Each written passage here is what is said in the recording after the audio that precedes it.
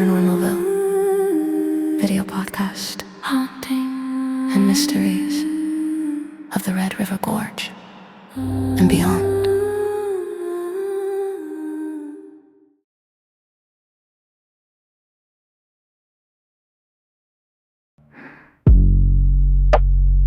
Magic in the Mojave.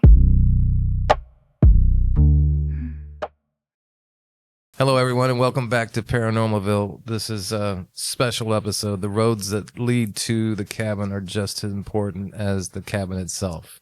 You always say that. And the road started in California in Joshua Tree. Yes, it did. Which is a magical place. They say there's magic in the Mojave. And Well, I finally got to go there, so I got to meet that Yeah. magic. yeah, did you Last feel year it? on the book tour. So you felt magic in the Red River Gorge, and you felt magic in the Mojave. I feel magic a lot of places. Yeah. I think that's about being in the right place at the right time with the right mind. I love it. Well, thank you, darling. Sure, absolutely. From the Ville mantra. Yeah, let's plug that one. All right, fantastic. So you went out to Joshua Tree. I think it's Well, kind of how things what- started. Yeah. What happened first was, I have a dear friend, two dear friends that lost their son to a drunk driver at age 19, about 2 miles from their place, and Yeah. he was what I would call my little brother, and his name was Benjamin. And after his passing, I kind of got really down, like sudden grief. It was pretty depressive. I mean, yeah, you were down. Yeah. And I needed something to shoot me out of my funk. And I got a call from my good buddy Barnett English from Louisville, Kentucky. We used to make mixtapes together as kids. And now he's one of the biggest producers of the music festival, Joshua Tree, out in California. So he'd been trying to get me out there for about 10 years. And he's like, man, you're messing up. You need to get out here. It's going to change your life. And he was exactly right. I said, you know what? Now's the time. Go. Yeah. And thank you for that. Sure. And it's rare to have a woman just send you out to California for weeks on end and play in the desert with your friends. Well, yeah. Fast forward on your third trip, I said, just stay for a month. Yeah. wouldn't pay the change fees because you kept calling me and saying, I want to stay a little longer. Yeah. When the bug bites, man, you know. But that's exactly how the supernatural journey started for me. I was at Barnett's place the first day, and he took me for a tour of all the property. He's got like a 5-acre gorgeous ranch house on this lot that's backing up to some mountains that are Right. just freaking phenomenal. And we were touring this property, and he, You got the heebie-jeebies, right? I mean, well, we walked past these mounds, and he said, you know, he called me Willie. A lot of my friends call me Willie. And these mounds were special because they were where dogs were buried from the previous tenants who, I guess, dog fighting was going on the property. So they buried these dogs right, you know, to the side of his place. And they had the dilapidated PVC pipe crosses that were all weathered from the brutal sun. Mojave wind. Exactly. And I really got a pit in my stomach when we saw those mounds. I was like, ugh, that's horrible. I hate people that abuse animals, of course. Oh, you're a dog lover. Yeah. Yeah, we're dog sitting right now, aren't we? Yeah, we are. We're a dog city right now. While we're in Louisville trying to pull this podcast together. And, you know, it wasn't anything I thought too much of after he showed me the property because we worked our way back to the mountains. I remember that my back was killing me, and I ended up climbing those rocks in his mountain, and about an hour and a half went by, and they said, where's Bill? And I was at the top of the mountain, and he's like, dinner. Come on down. And Now you know why I say I don't want to hear about your back. yeah, exactly. It's hurting now. No. But the best thing about it was one of the big meteor showers was going on, and the Joshua Tree National Park is like where all the astronomers go to check out the stars, you know. And I was joining them actually in the park and watching these incredible meteors go through the sky, and it was phenomenal. I spent probably 3-4 hours out there just loving life. In the desert, you can see forever. Mm. There's no trees that block the view. There's Joshua trees, of course, but there's a lot of short cactuses. There's nothing that really block the It's area. mostly rocks and Joshua trees here and there. It's very sparse. Exactly. Yes. That's the other rock climbing mecca, Yes. out west. So, And no, folks, we don't rock climb. no, we leave that for the younger generation that has good backs, right? That's right.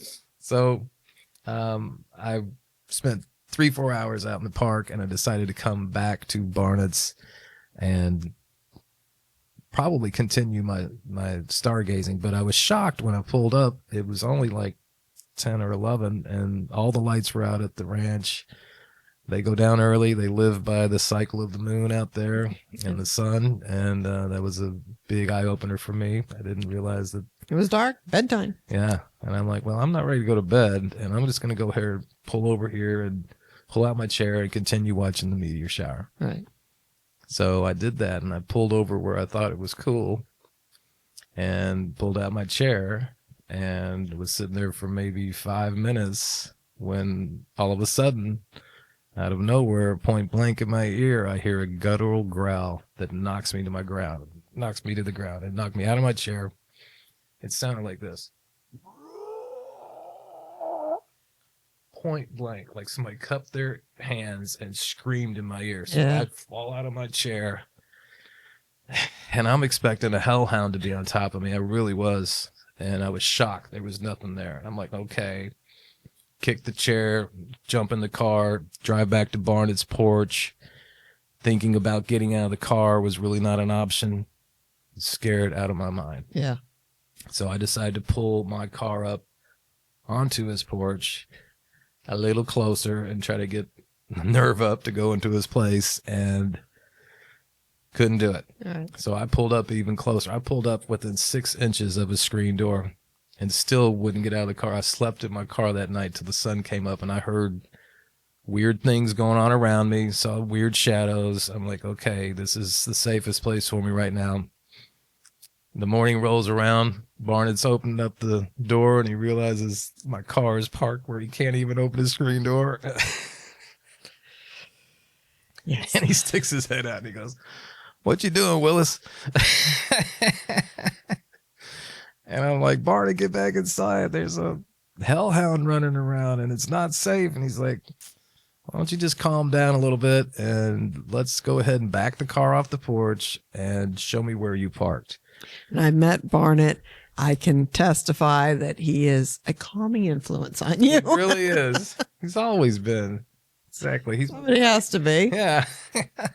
He's my buddy, man. And when we tracked the car tires back to where I had parked originally, it was right on the biggest mound in the pet cemetery.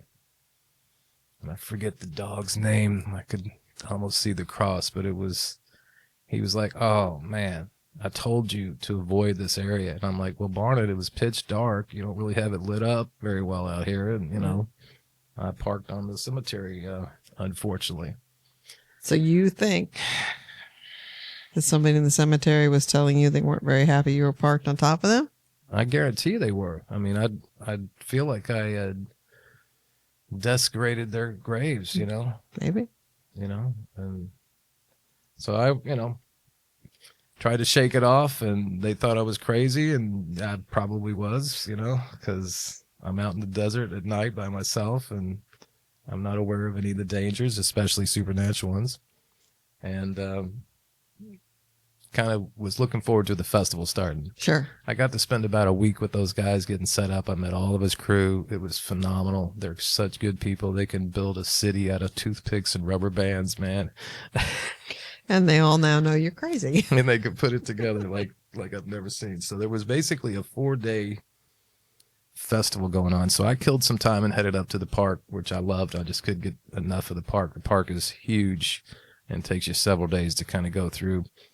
And as I was driving through the Mojave and through the park, I see a cloud formation. It looked like one was coming from the east, one was coming from the west, and they were coming together. And they formed what I would describe as an infinity cross cloud. it's then when it hit me that, wow, Ben used to say, I love you to infinity to his mom and dad when they left. And I immediately thought of Ben.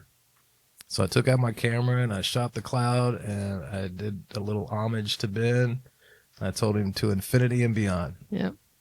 And Hello, Ben. I remember you saying that. Hello, Ben. hello, Ben.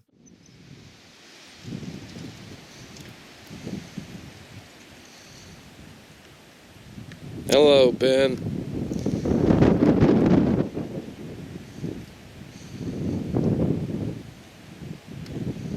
Infinity it is.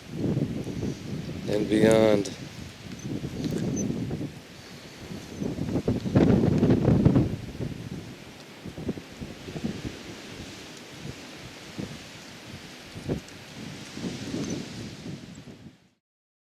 And I'm glad I did, because when I got back to the festival, everybody had seen the cloud too, because clouds are a big deal out there. They don't get a lot of clouds. Not much cloud cover. Don't get a lot of rain either. So clouds are shade. It's that whole clouds are desert rain. thing. Yeah, exactly. We need more clouds. So once the festival closed down, a lot of the crew stayed behind to break it down, and I started heading back to Barnett's. Realized nobody's there, and I started crying. I started bawling, actually. Emotionally, I was... You were spent. I mean, very little sleep. And then... catharsis of Ben, seeing the cloud, probably. Exactly. Yeah. It's a good point. And maybe that's what compelled me to do what I did next, because I was in basically a zombie state. I hadn't eaten much, didn't drink much water that day. I looked over at the pet cemetery where I saw the mounds. There's probably 8 or 9 dog mounds buried there. Mm-hmm. And I immediately just started walking over to the pet cemetery. And the next thing I know, I'm finding a rake, grooming the pet cemetery. He had a bunch of big rocks laying around, and I started adorning the mounds with heart-shaped rocks, and even put a fence up with the tree limbs that he had trimmed in his front yard. So I made this beautiful pet cemetery out of the mounds that were just sitting there being dilapidated. Oh, you also said that you put some solar lights in there so nobody else would park on them. Exactly. I was like, this is not going to happen again. Yeah. Yeah, no parking. No parking. But that is where I got my, nickname of, you can't park here, because I was always parking at the wrong place at the festival. Barnett gave me the backstage pass, and I was abusing it, getting in everybody's way. Mm-hmm. And they were like, no, you can't park here. So I felt like the pets were telling me, You can't park here. They can't started park there. here either, man. Yeah, they started that. Ridiculous. So a couple of crew guys showed up, and they see me over there carrying these big rocks, and I'm basically mumbling to myself, oh, where could this go? Looks good there. And they said, hey, man, you need some food and some water? And I'm like, not really. I'm good. Just kind of waved them off. I didn't even say much. It was Dean and Reverend Al. God rest their souls. And they were so concerned, they went to go get Barnett from the festival, like 10 miles away. They were like, hey, man, your Kentucky friend is kind of new here, and He's about to die. yeah, he's not going to make it. So I was pleased, actually, and a little concerned when Barnett pulled up with the crew. And just like Barnett, he comes over and he's checking out what I've done. I've built this incredible pet cemetery out of rocks and sticks and solar lights. And he put his arm around me. He goes, and I was still carrying like a 50-pound rock. I was still holding the rock when he pulled up, and I'm like, oh shit, there's Barnett. I'm like, oh, What did I do wrong? did I park in the wrong place again? And he puts his arm around me and he goes, man, I think that rock would go real good right there. Why don't you put that down and we'll go get some water? I think you could use some water. And I'm like, oh, that's great, Barnett. Put the rock down. We'll go get water. Do you like what I've done? He said, I love what you've done. It's going to be the epicenter of the ranch, and it was. It became that. Yeah. It kind of gives me the heebie-jeebies. Look at that. Look at the Hair standing up on I can't even talk about this stuff, man, without it affecting me still. And it's been since 2012. We're in 2026, right? This will be one of the paranormal PTSDs that we'll continue to talk about throughout the series. Yeah, it's a lot of paranormal PTSD. Yes. And old Bill. I know he took you in and got you some food and said, Yeah, you can go back and play with the rocks once we get you some food. that's exactly what he said. And I said, well, Barnett, do you mind if I maybe spend the night out there? Because it's my last night in town and I would really like to enjoy the stars one more time. And I, was told it's not a good idea. Nobody does that. And I said, well, I've got a tarp and a blow up mattress and I feel good about it. Scorpions, snakes, Yeah. coyotes. Exactly. So I got redemption at Pet Cemetery. And I write about it. I mean, it was an incredible night. I had put Walmart bags, plastic Walmart bags around the makeshift fence of the timber so that if something did come through the perimeter, I would hear the bags rustle. The whole night went through no noise, no growls, just pure joy and peace. And there's some great shots of me, laying there next to the cemetery. And the next morning, a couple crew guys came by. It was actually Cowboy Doug and Ben Jammin. And they were like looking at me, and I was just kind of getting up. And they were like, did you sleep out here? And I was like, yeah. I said, well, that's crazy, man. I was like, yeah, it was the best night I've ever had, out here in the desert. And You made peace with the pooches. I did. I made peace with the pooches and sat down, and they actually brought me a little cup of coffee. And I was talking to them, and then all of a sudden, I hear the bags rustle. And man, my fight or flight kicked in, and I was off to the races, running down his driveway like the road runner. And they were yelling at me, it's the bags, it's the bags, Yep. I'll never forget that moment. Yeah, you're legendary out there now. But yeah, it was amazing. So I packed up my stuff, flew back home, started looking at the footage, and that's when I realized I shot that infinity cloud shot. So I decided to make a little homage to Ben, and To give to his parents. yeah, to give to his parents as a little keepsake, because they now have tattoos. His girlfriend, his mom, his dad, everybody's got tattoos. His sister, Sarah, she's got tattoos The infinity. of the Infinity Cross, Cross. And they've even got a big statue of the Infinity Cross on their property, like a 4-foot size one. And on his tombstone is the Infinity Cross. So this is a big tie, Right. So I'm sitting there creating this video. I'm pretty happy with it. It's only a minute or so. And I sit back in my chair to kind of look at it and put the mouse down next to the other wireless mouse that was not turned on. I get 2 computers in the edit suite. And the wireless mouse that was on the computer that was off decides to magically fly off the table and land about 3 feet from me, bounce into the drywall, and stop. It's hard to talk about. Sorry. So I got in there and waked you up at like 3 a.m. I said, you're not going to believe this. A mouse just flew off the table and I have no idea what happened. So you shook it off. I don't think you put much stock into it, did you? I don't know. I probably not. Yeah. Yeah. Because, Well, you kind of thought Ben was saying, good job. yeah, I felt like it was like, oh, Uncle Bill, that's awesome. Yeah. I mean, he called me Uncle Bill, and I don't think things were freaking me out too much. yeah, you were kind of laid That's back weird. about it. I was like, Yeah. well, it really did happen. And, I hope, it doesn't happen again. But I did decide that we needed to get outdoors more, and we needed to probably purchase an RV Right. and do what those guys do in the desert, fix up an old Toyota truck from 77 and make it fun. And you were like, no, let's go get a new RV. If you're going to stick me in an RV, let's go to Yes. check out another one. And we went across the river over the Tom Stennett RV, still there today. And we did a test drive, and They might not let us back in the lot. it did not go well. I'm not going to say who was driving, but it was not me. Thanks. Objects do appear closer in the mirror than, Yes. She hit a branch that struck the RV and did a big gash down the side of it while we were turning back in to return the RV. Yes. The sales I guys told you I like, didn't want to drive. yeah. I told you. we I had to very make sure you specifically could. said, I don't want to drive this thing. But you had to drive this thing, so you had to do a test drive and see if you could make it, which you did. So then we started looking for solid structures, and that's when I decided to go up to the gorge and start looking for cabins. The cabin was calling. So we're going to pick it up on the next episode on what happened when I got to the cabin.